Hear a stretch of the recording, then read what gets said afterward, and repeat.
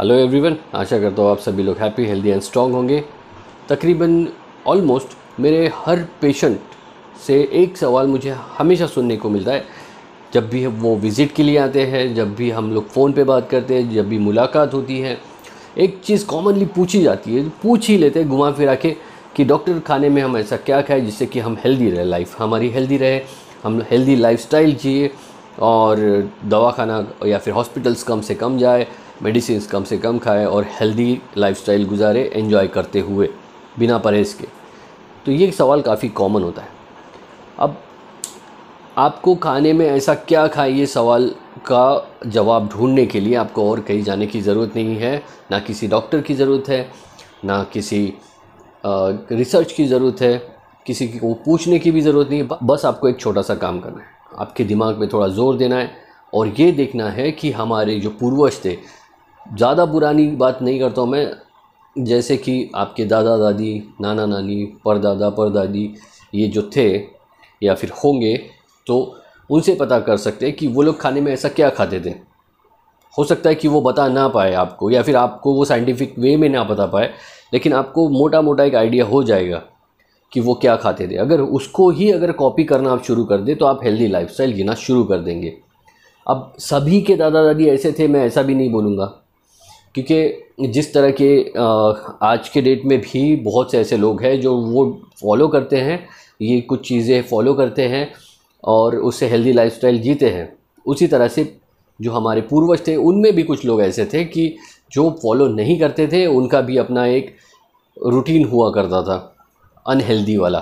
Unhealthy वाली मैं बात ही नहीं कर रहा हूँ, शराब पीने वालों की बात नहीं कर रहा हूँ मैं, कोई गलत काम करने वालों की बात नहीं कर रहा हूँ, मैं सीधी सीधी बात कर रहा हूँ कि जो लोग हेल्दी थे वो हेल्दी कैसे थे, वो खाने में ऐसा क्या खाते थे, उनके खाने में ऐसा क्या चीज़ होती थी जिससे कि वो हेल्दी लाइफस्टाइल जीते थे। तो वो लोग खाने में क्या खाते थे, इससे आपको अंदाज़ा आ जाएगा कि आपके खाने में क्या मिसिंग है। अब क्या सही वे है पहचानने का, ये मैं आपको एक शॉर्ट में बताता हूँ। आपको एकदम से पीछे जाके इतना सब रिवाइंड करने की ज़रूरत नहीं है। मैं आपको कुछ मोटी मोटी बातें समझा देता हूँ जिससे कि आपको समझ में आ जाएगा कि वो लोग ऐसा क्या खाते थे और आप ऐसा क्या नहीं खाते हो जिससे कि आप अनहेल्दी और वो हेल्दी थे। तो सिंपल है, स्टार्ट करते हैं। आपको ये बात समझने के लिए आपको आपकी थाली को समझना पड़ेगा कि आपका अपने थाली में लेते क्या है। देखिए, आप क्या क्या ही लेते होंगे आपके खाने में, तरह तरह की चीज़ें लेते होंगे। जो भी चीज़ें आप अपने खाने में लेते होंगे, मैं उसकी बात नहीं कर रहा हूँ। अब मैं आपको सीधी सीधे मेरी बातें बताऊँगा जो आपको समझ में आए, और जो ये सब मेरा खुद का इन्वेंशन नहीं है या फिर किसी और का भी इन्वेंशन नहीं है। ये सालों साल पीढ़ियों दर पीढ़ियाँ चलते आया हुआ नॉलेज है जो हम तक नहीं पहुंच पा रहा है। इंटरनेट पे एक मिक्स तरह का नॉलेज आपको मिलता है जिससे कि आप जो सर्च करते हैं वही आपको मिलता है। यानी बोलने का मतलब, अगर आप किसी चीज़ के फ़ायदे ढूंढेंगे तो उसके फ़ायदे मिलेंगे, अगर आप उसी चीज़ के नुकसान ढूंढेंगे तो आपको नुकसान मिलेंगे। लेकिन आप कितने फ़ायदे आपके काम के और कितने नुकसान आपको नुकसान कर सकते हैं, ये आपको अगर समझ में नहीं है तो वो नॉलेज आपके लिए बेकार है। तो थोड़ा सा अपने दिमाग पे जोर दीजिए और थोड़ा कान को खुला रख के सुनिए कि मैं क्या बताने की कोशिश कर रहा हूँ। उनके खाने में, जो हमारे पूर्वज थे, उनके खाने में, उनकी थाली को थोड़ा हम लोग स्टडी करते हैं। देखिए, उनके खाने में क्या होता था और हमारे खाने में क्या नहीं होता। जो हमारे पूर्वज थे उनके खाने में 6 तरह के रस होते थे: तीखा, खट्टा, कड़वा, कसेला, मीठा और नमकीन।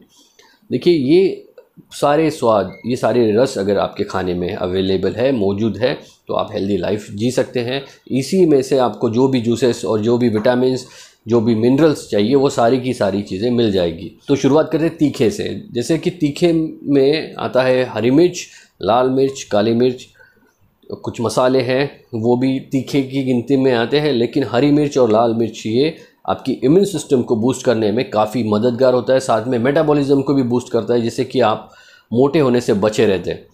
तो ज़्यादा तीखा खाना, यानी वो भी खाने में प्रमाण में अगर तीखा है आपके, जो सही प्रमाण में, जो लोग बहुत ज़्यादा मीठा मीठा खाते हैं, जैसे कि आपने देखा होगा कि बहुत लोगों को आदत रहती है कि खाने के जो तीखा अगर सब्ज़ी है तो उसमें थोड़ा सा गुड़ डाल देंगे और उसको मीठा बना के खाएंगे। तो आपने आपके जो स्वाद है, जो रस है, उसको न्यूट्रल कर दिया, उसको पूरी तरह से नष्ट कर दिया। अगर आपको मिठाई खाना है तो आप तीखा क्यों खा रहे हो, उसमें मिर्ची क्यों डालना है। तो देखिए, कभी कभी हमें हमारे स्वाद की ग्रंथियों से ऊपर उठकर सोचना पड़ता है कि हमारी जो ज़बान होती है, जो टंग होती है, वो टंग में सारे स्वाद के सेंसेस होते हैं। जैसे तीखा भी वो पहचान लेता है, मीठा भी पहचान लेता है, कड़वा भी पहचान लेता है, कसेला भी पहचान लेता है, नमकीन भी पहचान लेता है, खट्टा भी पहचान लेता है। ये सारी की सारी इंद्रियाँ, ये सारे के सारे सेंसेस आपके ज़बान पर है। इसका मतलब ये है कि वो बनी ही इसीलिए है कि आप तीखा भी स्वाद लें, आप मीठा भी लें, आप खट्टा भी लें, आप कड़वा भी लें, कसेला भी लें और नमकीन भी लें। वो ज़रूरी है, इसीलिए उसको फाइंड आउट करने के लिए आपको वो ग्रंथियाँ, वो जो सेंसर्स आपके ज़बान पे दिए हुए हैं, वो आपको पता करने के लिए कि आप क्या ले रहे हो या नहीं ले रहे हो। अगर आपकी ज़बान पे वो स्वाद लगेगा ही नहीं तो वो खाना आपके लिए पूरी तरह से एक्टिवेट ही नहीं हो पाएगा। जब भी हम कुछ खाते हैं तो सबसे पहले हमारे मुंह को पता चलता है, ज़बान को पता चलता है कि वो खाना किस तरह का है, और उसी से सिग्नल्स जाते हैं कि वो किस तरह का खाना आपके पेट में जाने वाला है। तो आपको इस बात को ध्यान में रखना पड़ेगा कि आपको सारे स्वाद लेने पड़ेंगे।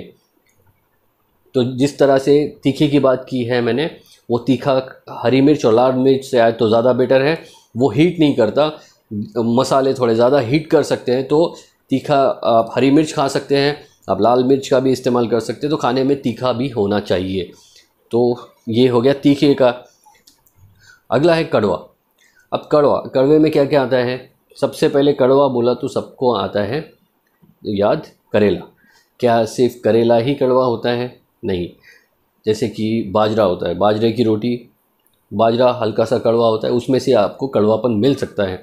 साथ में मेथी भी कड़वी होती है। इसी तरह से अगर आप इन चीज़ों को आपके खाने में रखेंगे, जैसे कि मेथी का स्वाद भी आपके इसमें है, या फिर बाजरे की रोटी आप खाते हैं, या फिर करेले की सब्ज़ी खाते हैं, तो आपकी ज़बान को जो कड़वे स्वाद का जो सेंसर्स है उसको आप थोड़ा एक्टिवेट कर दो, या ये चीज़ें खा के, तो आपका वो रस भी आपके शरीर में उत्पन्न हो जाता है, वो शरीर में वो रस जाता है और वो आपके डाइजेशन के लिए बहुत अच्छा होता है। साथ साथ में जो जर्म्स होते हैं शरीर में वो भी नष्ट हो जाते हैं, शुगर लेवल भी मेंटेन होता है उससे।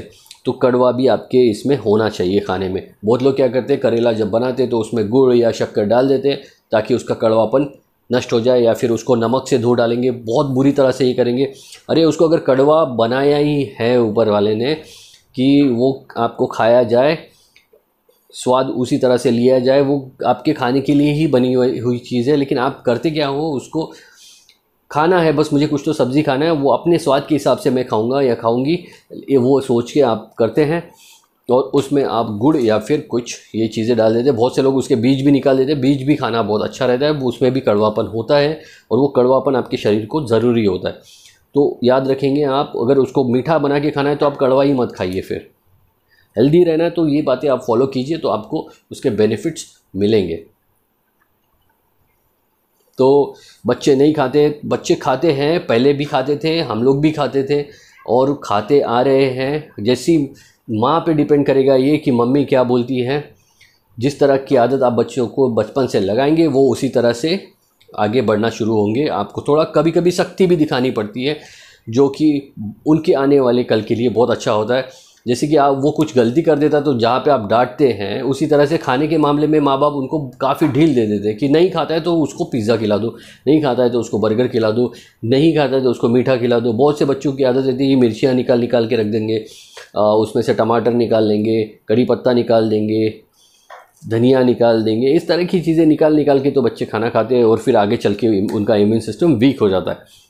तो खाने में जैसे कि मैंने पहले बोला कि तीखा यानी हरी मिर्च, लाल मिर्च होनी चाहिए, उसी तरह से उसको उसी फॉर्म में होनी चाहिए, ना कि उसमें आपने डाल दिया खट्टा तो उसका तीखापन ख़त्म हो गया, वो भी वेस्ट हो गया। उस तरह से कड़वे का भी, कड़वा जब रहता है करेला तो उसमें भी बहुत लोग उसको मीठा बना के खाते हैं, उसका कड़वापन नष्ट करके खाते हैं, वो भी गलत है। तो कड़वा स्वाद कैसे लेना चाहिए? बाजरे की रोटी से भी मिल सकता है कड़वा आपको, मेथी की सब्ज़ी से भी आपको कड़वा मिल सकता है, मेथी दाना भिगा के खाएंगे उससे भी कड़वा मिल सकता है आपको। तो खाने के प्लेट में जैसे कि पहला स्वाद हो गया, पहला रस हो गया तीखा, दूसरा रस हो गया कड़वा, अगला है कसेला। अब देखिए कसेला क्या है, आप कन्फ्यूजन में होंगे, यानी तीखा मीठा नमकीन यही तो सबको पता है, लेकिन कसेला क्या है? व्हाट इज़ कसेला? देखिए कसेला ये स्वाद अक्सर आपको अनार के दानों में मिलेगा, जो खाने के बाद मुंह को कसेला कसेला सा लगता है, वो है कसेला स्वाद। आंवला खाने के बाद आपको मुंह ऐसा लगेगा। आंवला खट्टा भी है और कसेला भी श्रेणी में आता है। जैसे कि मूंग, साबुत मूंग जो होती है, छिलके वाली मूंग होती है, छिलके वाली मूंग दाल होती है, वो होती है कसेली। तो ये इस में से आपको कसेला स्वाद मिलता है, जिससे कि आपके शरीर में खून का जो प्रमाण है वो भी बढ़ना शुरू होता है, वो अच्छा रहता है। इम्यून सिस्टम के लिए भी कसेला स्वाद बहुत ज़रूरी है। तो ये स्वाद भी आपको लेना चाहिए, जैसे फॉर्म में उसी फॉर्म में लेना चाहिए। उसको भी कुछ अलग बना के टेस्ट उसका ख़राब करके नहीं लेना है आपको। अगर चीज़ कड़वी है तो उसको कड़वी खाइए, तीखी है तो उसको तीखी खाइए, कसेली है तो उसको कसेली ही खाइए। आम का मुरब्बा बना के खाएंगे क्योंकि उसमें शुगर कंटेंट डाल देंगे, तो जो उसके जो गुण मिलने वाले हैं आपको, वो कहाँ से मिलेंगे आपको। आंवला सुखा के उसकी सुपारी टाइप उसको बना के मसाला लगा के खा सकते हैं आप, ये बहुत सही तरीका हो सकता है। लेकिन वही उसकी कैंडी बना के खाना, वो है अनहेल्दी। कोई भी अगर आंवला कैंडी बेच रहा है तो वो बोल रहा है आपको इम्यून सिस्टम बढ़ेगा, स्ट्रांग होगा। अब नहीं, आपको वो खट्टास वो जानी चाहिए आपके अंदर, उसकी जो एसिडिटी है वो आपके शरीर को मिलनी चाहिए, तभी वो आपका इम्यून सिस्टम को स्ट्रांग करेगा, जिससे कि आपका इम्यून सिस्टम उस तरह से रिएक्ट करेगा। नेक्स्ट है खट्टा। अब देखिए, खट्टा बहुत सी चीज़ें हैं, जैसे कि हम आम खा सकते हैं, इमली का खट्टा हो सकता है, हम इमली की चटनी खा सकते हैं थोड़ी खट्टी, वो ज़्यादा अच्छी होती है। साथ साथ में नींबू का अचार आप खा सकते हैं, और उसी तरह से आप नींबू खाने में शामिल कर लीजिए, एक छोटा सा पीस उसका नींबू का रखिए, साथ में आपको खट्टापन मिल जाएगा। नहीं तो फिर आपके खाने में दही शामिल कर लीजिए, उससे भी आपको खटास मिलेगी, साथ साथ में प्रोबायोटिक्स भी मिलेंगे, इससे भी आप हेल्दी रहेंगे। और ये जो जानकारी मैं बता रहा हूँ आपको, ये ओवरऑल सबके लिए है, सभी लोग इसे फॉलो कर सकते हैं। तो ये खाने में ये स्वाद भी होना चाहिए, खाने में आपके खट्टा ये भी होना चाहिए, खटाई होनी चाहिए, जिससे कि आपका विटामिन सी आपको मिलता रहे। साथ में उसका इम्यून सिस्टम पे भी बहुत अच्छा तगड़ा प्रभाव पड़ता है, वो स्ट्रांग होता है इम्यून सिस्टम आपका, इससे कि आपको दवाखाना कम जाना पड़े। जैसे कि आपको पहले ही बताया कि हम ऐसा क्या खाएं जिससे कि दवाखाना कम जाए या दवाइयाँ कम खाएं। तो खट्टा आपके खाने में होना चाहिए, लेकिन वो भी लिमिट में, उसका प्रमाण ज़्यादा नहीं होना चाहिए। थोड़ा सा बिल्कुल ज़बान को लगे और थोड़ा सा खट्टा सा है बस, इससे ज़्यादा लेते हैं तो उसके भी साइड इफ़ेक्ट्स हैं। कोई भी चीज़ अगर एक्सेस करते तो उसके साइड इफ़ेक्ट्स होते हैं, तो इसका एक प्रमाण होता है। बच्चे कितना खाए, बड़े कितना खाए, तो वो देख के, हाइट हेल्थ देख के उसका प्रमाण तय किया जाता है। नेक्स्ट है मीठा।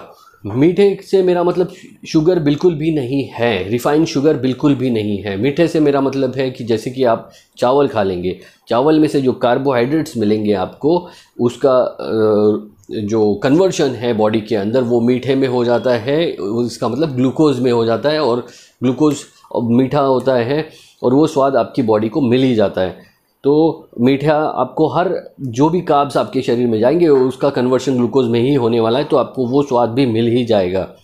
या फिर अगर आपको कुछ मीठा खाना ही है तो आप गुड़ खा सकते हैं, या फिर गुड़ और इमली की चटनी बना के खा सकते हैं, ताकि मीठा और खट्टे का बैलेंस भी बना रहे और आपको दोनों स्वाद मिल जाए। अगर ये स्वाद आपकी डाइट में शामिल है तो आपका डाइट ऑलमोस्ट कंप्लीट हो चुका है। इसके बाद आता है नमकीन। तो खाने में हम हर सब्ज़ी में, हर पदार्थ में थोड़ा थोड़ा नमक डाल देते हैं, उतना सफिशिएंट होता है। और वो नमक हमको ज़रूरी है इसलिए क्योंकि वो सोडियम है, वो उसमें से हमको मिनरल्स मिलते हैं, वो शरीर के लिए बहुत ज़रूरी होता है। उसमें से आयोडीन भी हमको मिलता है, जिससे कि आपको हेल्थ प्रॉब्लम नहीं होती है। उसमें से मिनरल्स मिलते हैं, आपको नमक की भी ज़रूरत होती है शरीर को, तो नमक भी आपके शरीर में ज़रूरी है, लेकिन वो प्रमाण में लेना चाहिए। जितना जितना स्वाद अनुसार हम हमारी सब्जियों में या फिर हमारे पदार्थों में डाल दें, खाद्य पदार्थों में, उतना ही सफिशिएंट है। एक्सेस सोडियम भी हानिकारक होता है बहुत ज़्यादा। तो आपको ये स्वाद, ये रस समझ में आ गए होंगे। तीखा, कड़वा, कसेला, खट्टा, मीठा, नमकीन, ये सारे स्वाद आपके खाने में होने चाहिए, क्योंकि हर रस में कुछ ना कुछ हेल्थ बेनिफिट आपके लिए रखा हुआ है। अगर ये कंप्लीट मील इसे हम कह सकते हैं, तो अगर ये कंप्लीट मील हम लेते हैं तो हम हेल्दी रहेंगे। उसी तरह से अगर खाने को हम एक और कैटेगरी में डिवाइड करेंगे, प्रोटीन, कार्ब्स, फाइबर और फैट। प्रोटीन आपको सही मात्रा में लेनी है, कार्ब्स आपको सही मात्रा में लेने हैं, साथ में खाने में अगर फाइबर है तो वो सबसे ज़्यादा ज़रूरी चीज़ है, खाने में फ़ाइबर होना ही चाहिए। और फैट्स भी ज़रूरी होते हैं, तो हमको फैट भी चाहिए, गुड सोर्सेज से चाहिए। तो हमको सारा खाना सही प्रमाण में, सही तरीके से पकाया हुआ खाना हमें खाना चाहिए। और घर का खाना सबसे ज़्यादा अच्छा होता है। होटलों का खाना तकरीबन अवॉइड ही करना चाहिए। कभी कभार चेंजेस के लिए सही है, लेकिन आदत नहीं बनानी चाहिए आपको। तो ये कुछ चीज़ों के बारे में मैंने आपको बताया। इससे आप हर पेशेंट को दे सकते हैं ये डाइट में, जिनको पाइल्स की प्रॉब्लम है, फिशर है, फिशुला है, ये सब पेशेंट्स के लिए भी ये पेशेंट के लिए भी कारगर है। अगर आपको पाइल से बचना है तो आपको ये सारे रस आपके खाने में रखने पड़ेंगे। कचरा बिल्कुल नहीं खाना है। जितना तला हुआ, बाहर का तला हुआ जो भी आप खाते हैं, जितना भी बेकरी प्रोडक्ट्स है खाते हैं आप, वो अवॉइड करेंगे तो आपको ये प्रॉब्लम से आप बचे रहेंगे। चाय कम से कम पीजिए, ज़्यादा चाय अच्छी नहीं होती है। अगर इसका ध्यान रखेंगे, इन सब चीज़ों का ध्यान रखेंगे तो आप हेल्दी रहेंगे। डॉक्टर्स के पास कभी नहीं जाएंगे। कभी कभार जाना ही पड़ता है, लेकिन फिर भी आपका जो जाने का फ्रीक्वेंसी है कम हो जाएगा, दवाइयों का बोझ भी कम हो जाएगा और आप हेल्दी रहेंगे। तो आशा करता हूँ आपको आज का विषय समझ में आएगा। ये जानकारी आप अपने दोस्तों, यारों और रिश्तेदारों में शेयर कीजिए। चैनल को सब्सक्राइब कीजिए। Thank you so much.